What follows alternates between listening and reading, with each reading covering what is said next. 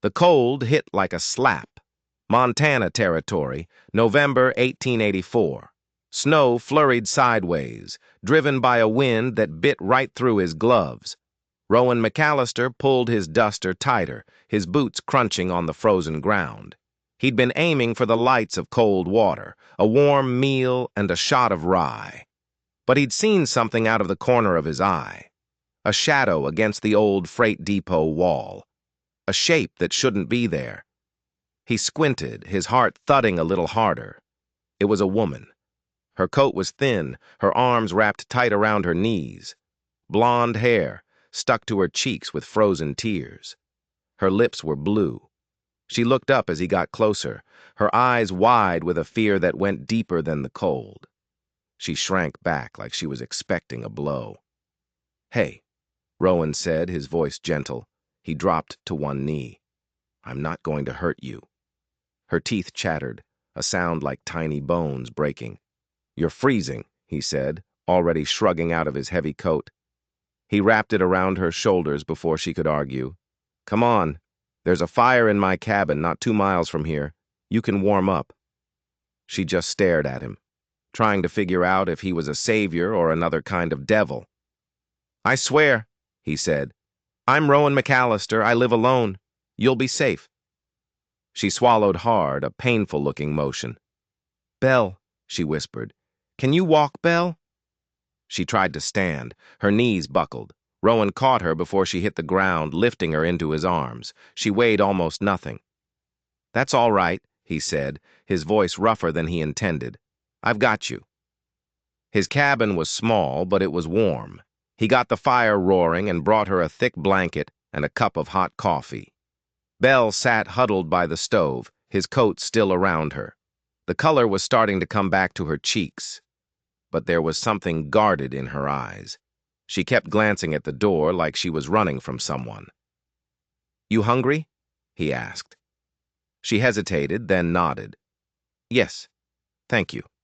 He handed her a plate of beans and cornbread. She ate like she hadn't seen food in days. When she was finished, she set the plate down carefully. "I didn't mean to trespass," she said. I had nowhere else to go." Rowan sat back on his heels. "You do now." Her eyes met his, and she blinked hard. "You don't even know me." "No," he said, "but I know what it looks like when someone's been through hell, and I know you didn't end up by that depot because your life was going just fine." She looked away, her lips pressed into a thin, white line. "You don't have to tell me anything," he added. "Not unless you want to." Belle was quiet for a long time.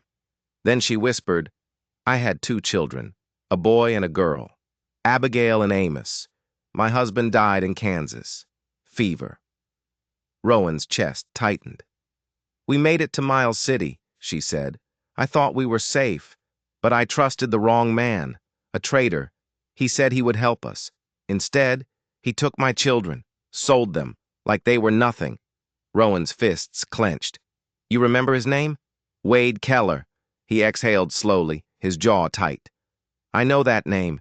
He moves between Miles City and Bismarck, deals in horses. And worse." "I've been walking for days," she said, her voice cracking, "following his trail, but I lost him in the snow." Rowan stood up.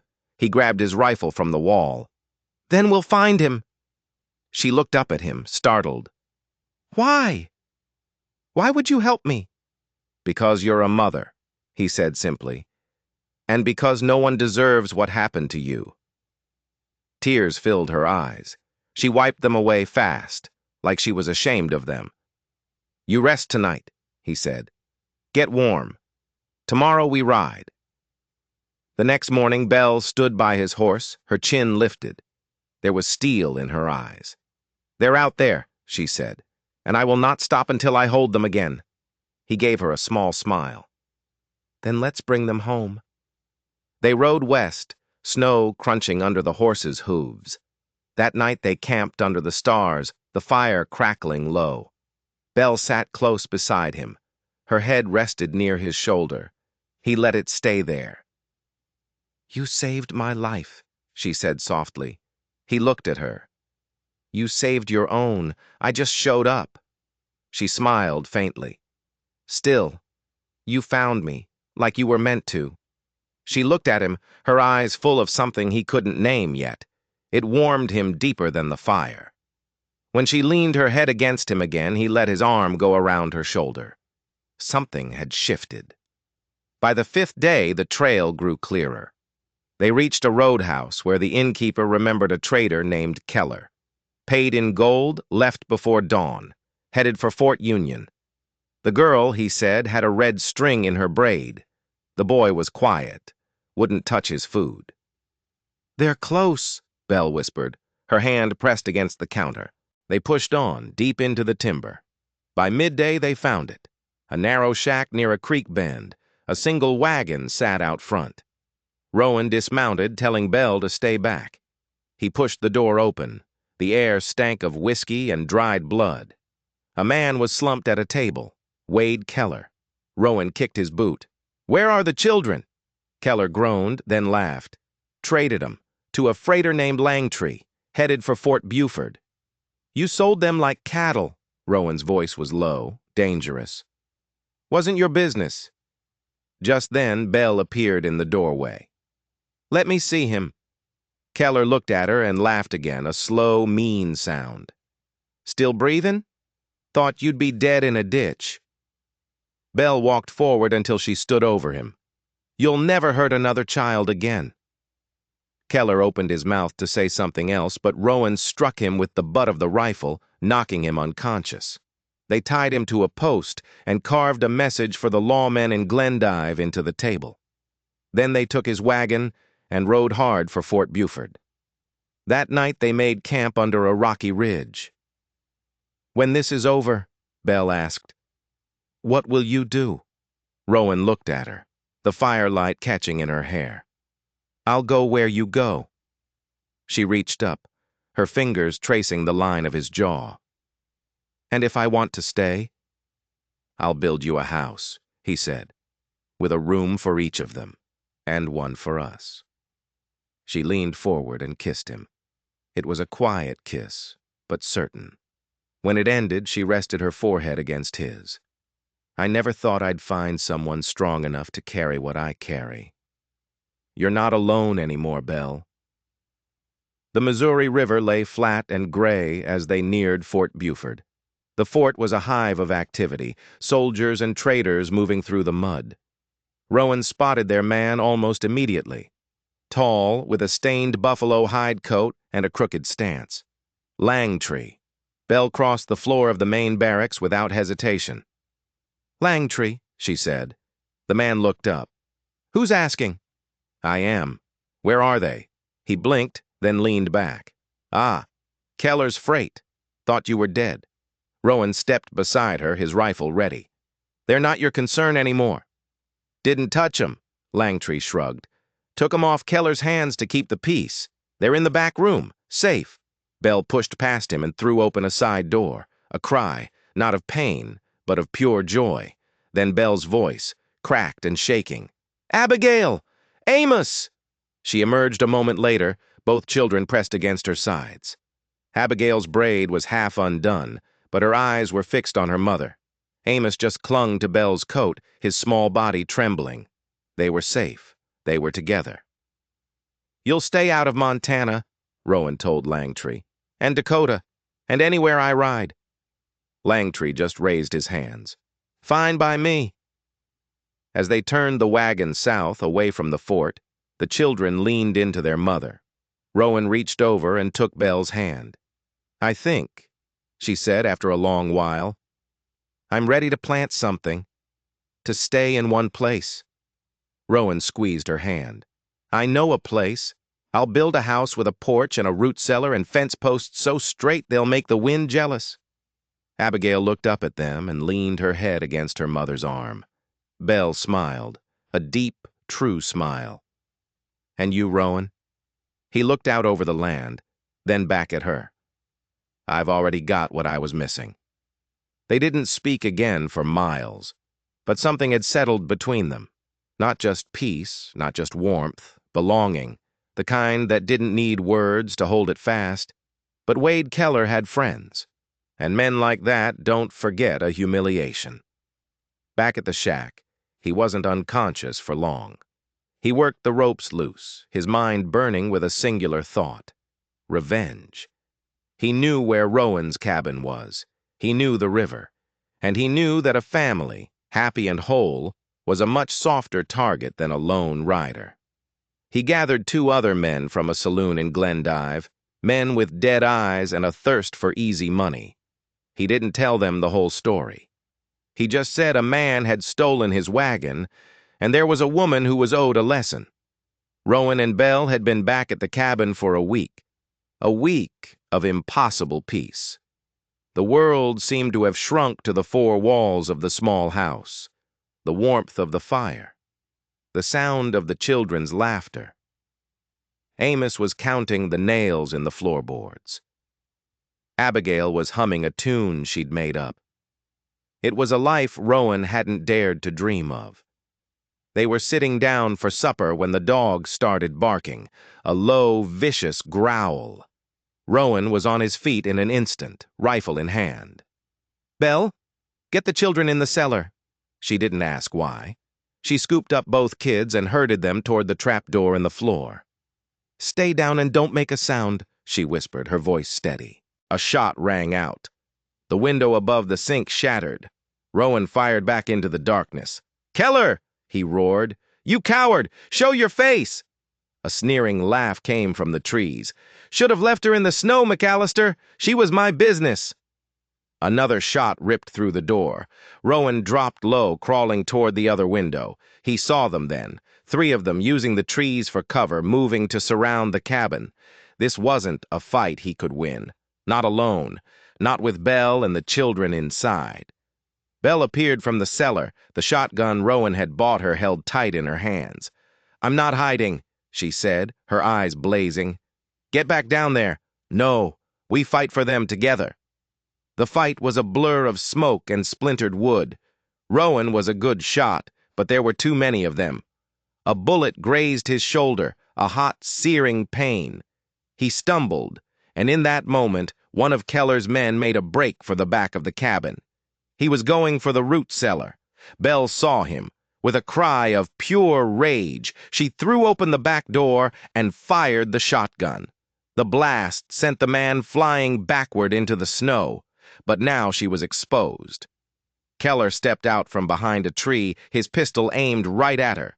"Time to finish this," he snarled. Rowan saw it happen. Time slowed down. He raised his rifle, but he was too far away at the wrong angle. He wasn't going to make it. Then a new sound, a thundering of hooves. From the river trail, a dozen riders appeared, rifles blazing. It was the law from Cold Water, led by a grim-faced deputy Rowan had spoken to weeks before. They'd found Keller's shack, the message carved in the table, and they'd been tracking him ever since. Keller spun around, shocked. He was caught, trapped.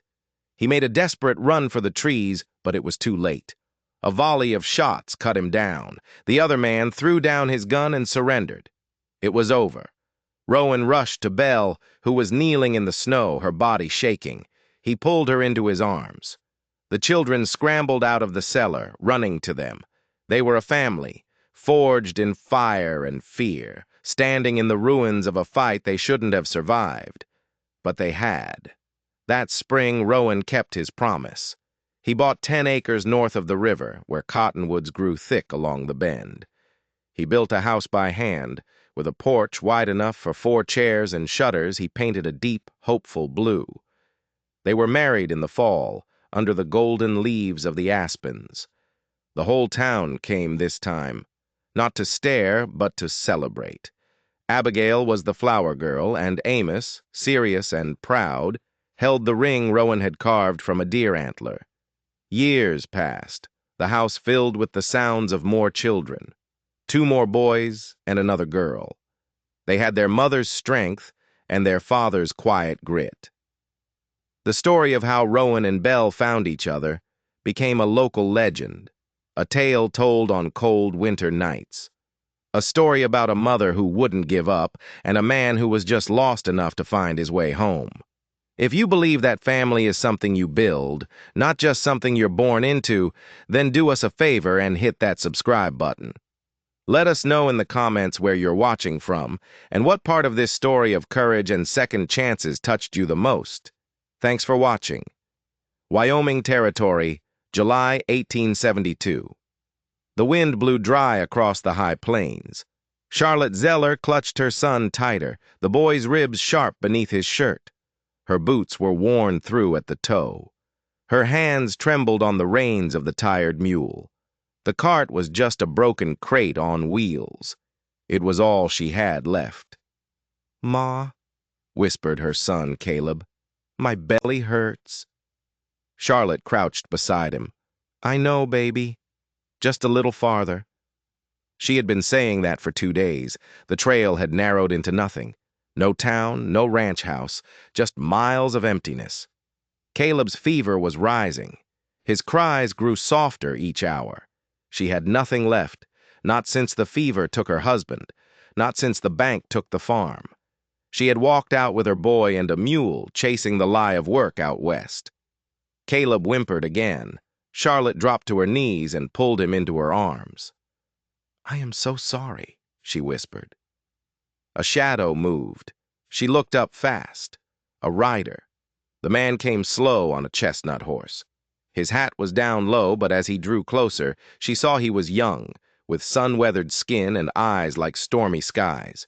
He reined in a few feet away. His gaze fell to Caleb, then rose to Charlotte. "You lost?" he asked. His voice was low, rough with trail dust. "No," she said, "just tired." Caleb's small cough broke the silence. The cowboy swung down from his saddle. He moved with care. "He all right?" Charlotte's throat burned too much to speak. The man crouched, slid off his pack, and pulled out a wrapped bundle. A loaf of bread, a wedge of jerky, a can of beans. "He needs food." Charlotte's pride flared. "We don't take charity." He didn't look away. "I didn't offer charity. I offered a meal." Caleb's eyes fixed on the bread. The man set the food down between them and stepped back to his horse. He waited. Charlotte stared at the food. The smell hit her hard. Her hands shook as she broke off a piece of bread and passed it to Caleb. He devoured it. She gave him more, then took a small bite herself. The jerky was tough, but she chewed it slowly, tears stinging her eyes. When Caleb finally leaned against her, full and drowsy, she looked across the dying light to the man. "Thank you." He tipped his hat. "Name's Hollis McCree." "Charlotte Zeller," she swallowed hard. "That's my son Caleb." Hollis nodded. "You headed somewhere?" "Hoping for Riverton. Heard there might be work at the rail camp." "That's another 20 miles. You won't make it tonight." "I know." He looked at her cart, the mule, then back at Caleb. "There's a creek nearby. Good water. I can take you there. Help set camp." Charlotte hesitated. She had trusted a man once and watched her life burn away.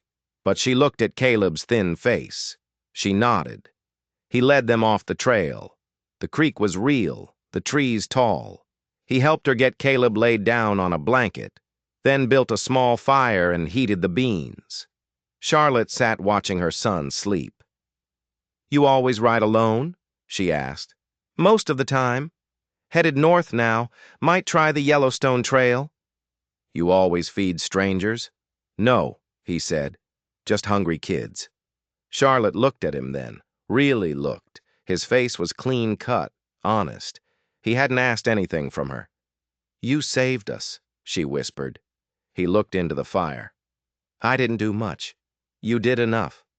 They sat in the quiet as the night fell. For the first time in weeks, she slept through the night. The next morning, Hollis was tightening the cinch on his saddle. "You ride on today?" she asked. "Was aiming north," he said, "toward Wind River country." "I wouldn't hold you up." "You didn't." He straightened, brushing dust from his sleeves.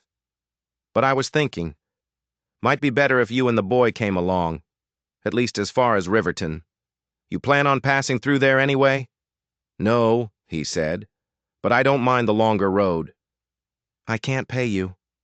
I didn't ask you to. I know, her voice caught.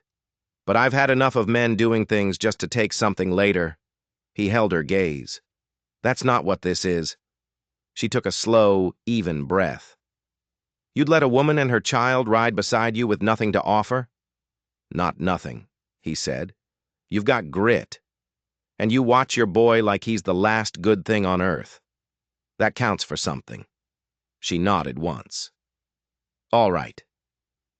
They set off slow, Hollis keeping his horse's pace even with her mule. By evening, they made camp in a grove of juniper trees.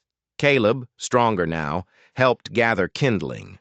As Hollis unsaddled his horse, she asked where he learned to ride. My ma taught me, he said.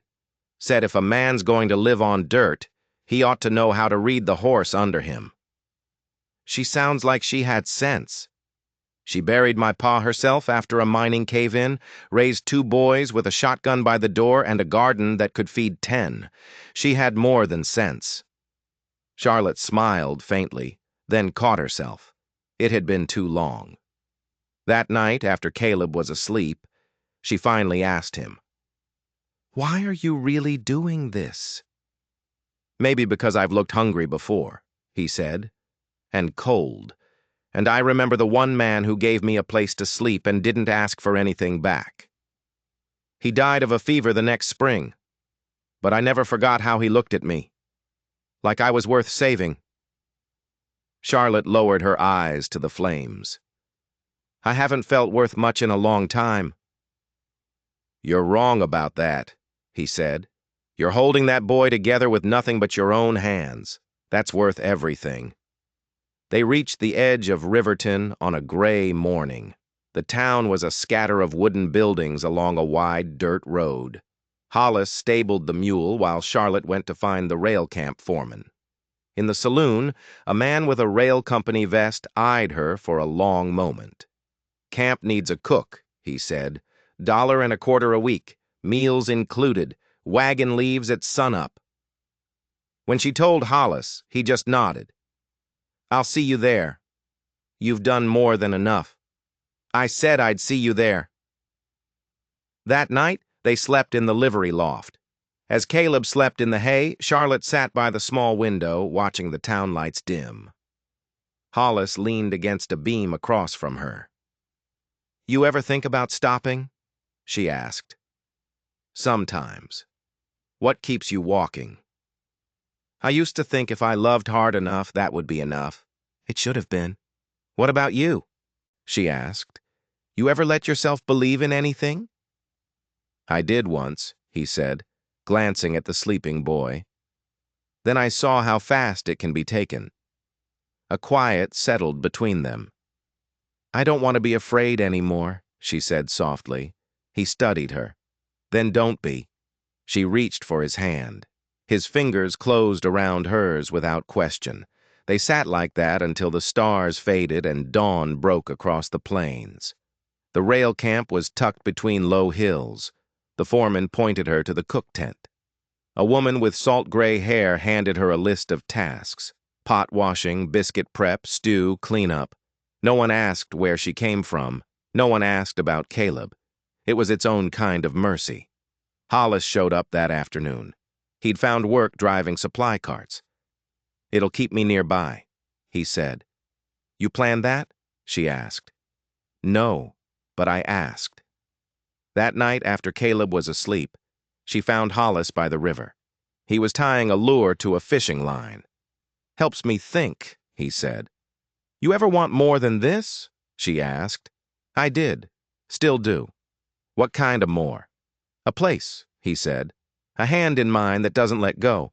A life where I don't have to keep riding to feel like I exist. I used to want a house with blue shutters, she said. They sat in the quiet, the river catching the moonlight. You think it's too late to want things? She asked. No, he said. I think it's exactly the right time. She didn't reach for his hand. Not yet, but she sat a little closer, and she thought, Maybe there could be a home again, not one made of boards, but of steady presence, of someone who stays. By the second week, a quiet understanding grew between them. Hollis began setting aside part of his pay with the company clerk. Charlotte read to Caleb from 3 worn books Hollis had traded for with a day's wages and a thick rope. One morning, the camp foreman offered Hollis a job through the autumn. He listened, then shook his head. "Appreciate it, but I've got other plans." That evening, he found Charlotte by the river. "I turned down the job," he said. She looked up from the linens she was rinsing. "Why?" "Because I've been thinking about that house you mentioned, the one with the porch and the shutters." She straightened. "That was just talk." "I wasn't just listening." "What do you want, Hollis?" He met her gaze. "To build something that doesn't get left behind. To wake up beside someone who knows how to fight and still chooses gentleness. To be a father to a boy who deserves more than the wind and the road." His voice dropped. "I want you, Charlotte. Not for a season. Not until the trail calls again. I want you for good." She reached for his face, her hands rough from work. "You're asking if I can trust again." "I'm asking if you want to try." She leaned forward and kissed him, slow and certain, with the weight of everything she'd carried, and everything she was ready to set down. They married that fall in the small church outside Riverton. Caleb stood between them, holding a ring Hollis had carved from a deer antler. They bought 10 acres north of the river, where the cottonwoods grew thick. Hollis built the house by hand, with a porch wide enough for 3 chairs and shutters painted deep blue. Charlotte planted sweet peas by the steps. Caleb started school. One evening, Hollis came in from mending a fence and found Belle on the porch steps, shelling peas. The children were playing in the tall grass. "I like it here," she said. "It's not what I pictured, but it's better." He sat beside her. "It feels like it was always meant to be this way." She leaned against his shoulder. He saw something in the distance, a rider, then another. They were moving fast. His hand went to the pistol on his hip. Belle saw them too. She stood, her face going pale. "Rowan," she whispered, using his real name, the one he'd told her in the dead of night. "It's them." It was Wade Keller.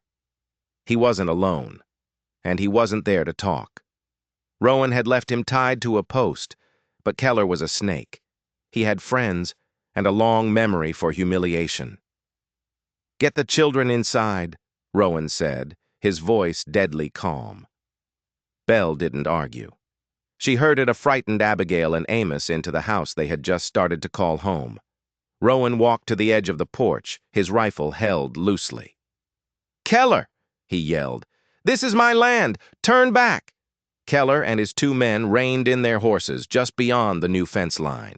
"You took what was mine, McAllister!" Keller shouted back, his face twisted with rage.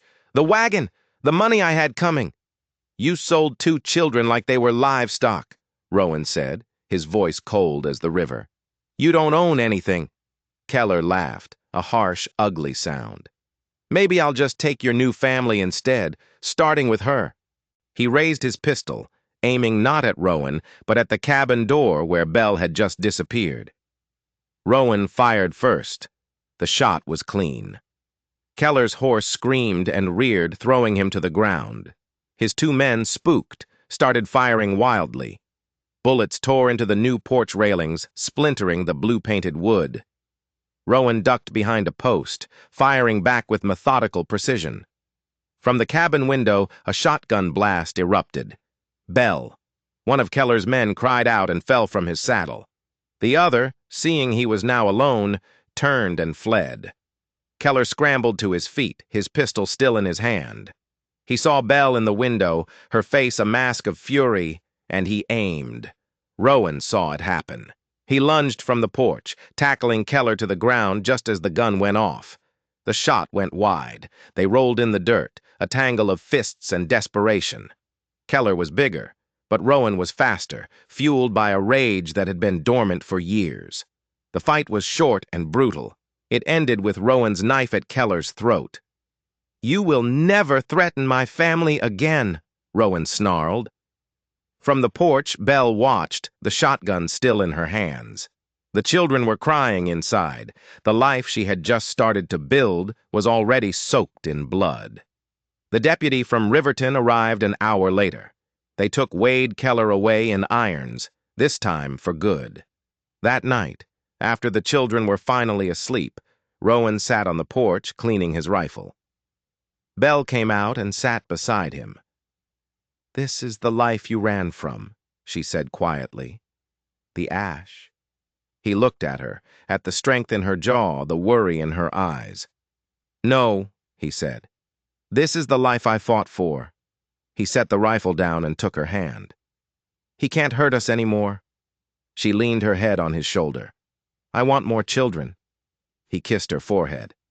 "We'll have as many as we're given." They sat in the quiet, watching the stars come out over their land. The wind moved through the aspens like a hush. In the house they built, a family that was never supposed to be found a peace that could never be broken. If you believe that family is something you build, not just something you're born into, then hit that subscribe button. Let us know in the comments where you're watching from, and what part of this story of courage and second chances touched you the most. Thanks for watching.